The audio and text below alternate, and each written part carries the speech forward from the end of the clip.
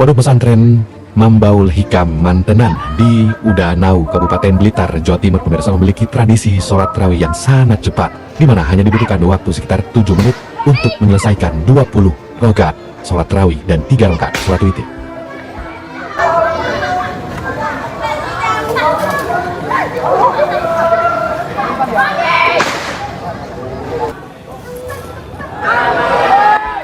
Sejarah sholat tarawih yang berlangsung cepat ini, pemirsa, pertama kali dilakukan oleh pendiri pondok Kiai Haji Abdul Ghafur sekitar tahun 1907.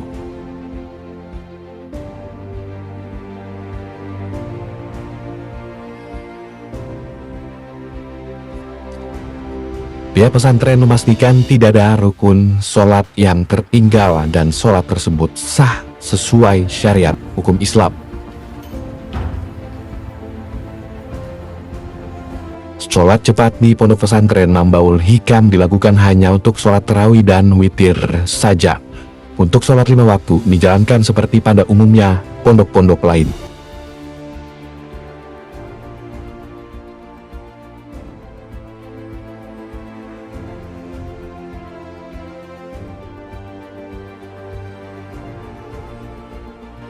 Setiap harinya, pemirsa, masjid yang berada di lingkungan pondok pesantren ini tidak pernah sepi dari ratusan jemaah yang ingin ikut sholat tarawih.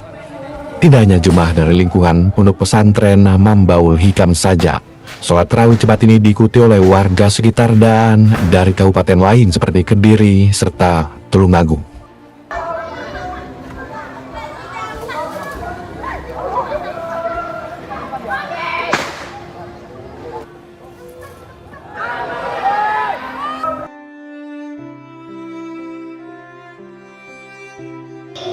Seperti inilah ibadah sholat tarawih perdana yang dilaksanakan oleh 205 santri di Pondok Pesantren Darul Mukhlisin, Desa Tanjung Karang, Kecamatan Karangbaru, Kabupaten Aceh Tamiang, Aceh, Rabu 18 Februari.